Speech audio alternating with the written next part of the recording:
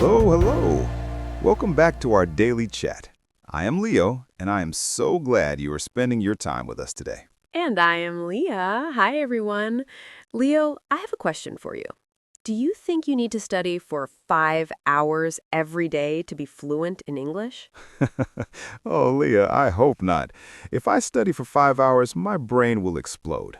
No, I think fluency is not about studying hard for one day. It is about small things you do every single day. Exactly. We call these habits, like brushing your teeth or drinking water. Today, we're going to share the best daily habits to help our listeners speak English naturally and without stress. This is perfect for everyone at the A1 and A2 level. You don't need a big library of books. You just need a plan.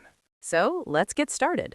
Listeners, imagine your day is a house. We're going to put English in every room of that house. Now, listeners, remember, we are talking about daily English habits. The first habit starts the moment you open your eyes. We call this the morning ear warm-up. That sounds interesting, Leo. What is an ear warm-up? It's simple. When you wake up, don't check the news in your language. Put on an English podcast or a song. Even if you're just making coffee or washing your face, let the sound of English be the first thing you hear. I love that. You don't have to understand every word. You're just telling your brain, hey, today is an English day. Right, Leah. It's like the fluency pyramid. At the bottom is listening. If you listen a lot, the rest becomes easy. And while you're in the kitchen, you can do habit number 2, labeling your life. Oh, I remember doing this. I put small papers, sticky notes on everything. The fridge, the window, the mirror. Yes. Every time you touch the fridge, you see the word refrigerator. It's a great way to learn vocabulary without a dictionary. Now, listeners, remember, we're building our fluency habits. Let's talk about the time when you are moving, on the bus, in the car, or walking to work. This is the thinking habit. This one is a bit like a game, isn't it, Leo? It is. When you see things on the street, try to say them in English in your head. For example, that is a red car, or the sun is hot today, or that man is wearing a blue hat. This is very powerful because you're not translating. You're connecting the object directly to the English word. Lita, I used to do this even with my feelings. If I felt tired, I would say to myself, Leo, you are tired. It sounds simple, but it teaches you to live in the language. And if you're on your phone, you can change your environment. This is a very big habit. Listeners, go to your settings and change your phone language to English. That is scary for beginners. What if I get lost in my settings? You won't get lost, Leo. You already know where the buttons are. You know where Instagram is and where settings is. Now you'll just see the English words for them. That's a great point. We check our phones 100 times a day. That's 100 times of seeing English. Now, listeners, remember, we're focusing on habits for fluency. We have talked about listening and thinking. Now we must talk about the scary one, speaking. But Leo, what if I have no one to talk to? What if I'm alone? That's the best part, Leah. You don't need a partner to practice speaking. You have a mirror, don't you? Yes, I have a mirror in my bathroom. Great. The habit is called the mirror talk. Spend 2 minutes every day talking to yourself in the mirror. Tell yourself about your plans. Today, I'm going to buy bread, then I have a meeting. It feels a bit silly at first, but it helps your mouth muscles. English uses different muscles than your native language. You need to train them. And another speaking habit is shadowing. Listeners, this is when you listen to a person, like Leah or me, and you repeat exactly what they say, immediately after they say it. It's like being a shadow. If I say, the weather is nice, you say, the weather is nice, right after me. This helps your rhythm and your accent. I think this is why children learn so fast. They copy everything. We need to be like children. Now, listeners, remember, we're looking at daily English habits. Let's look at the afternoon.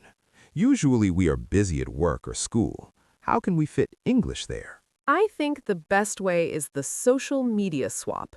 Instead of following 100 people who speak your language, follow 5 people who speak English. Oh, that's smart, Leah.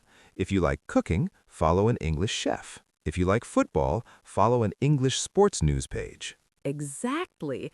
When you scroll through your phone for a break, you'll see a short video or a photo with an English caption. It feels like fun, not like work. And what about the input habit? I always tell people to watch kids' cartoons or action movies.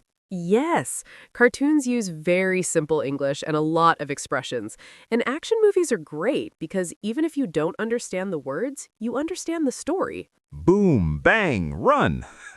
You don't need a C1 level to understand an explosion. And use English subtitles. Do not use subtitles in your own language. If you see the English words while you hear them, your brain connects the sound to the spelling. Now, listeners, remember, we're finishing our day with reflective habits. It is evening. The sun is going down. This is the time to slow down. My favorite evening habit is the one-sentence diary. Only one sentence, Leah? That's not very much. That's the secret. If I ask you to write a page, you will be tired and you will stop. But everyone can write one sentence. Today was a busy day, or I ate a delicious apple. That's true. It's about consistency. If you write one sentence every day for a year, you have 365 sentences. And before you go to sleep, do one last thing, the vocabulary review. Look at one new word you learned today. Just one. I like to use a flashcard for this. On one side is the English word, and on the other side is a small drawing. Drawings are better than translations. Your brain loves images. So we have a full day of habits: morning listening, labeling the house, thinking while walking, mirror talking, social media swapping, and evening writing. It sounds like a lot, but each habit only takes 1 or 2 minutes.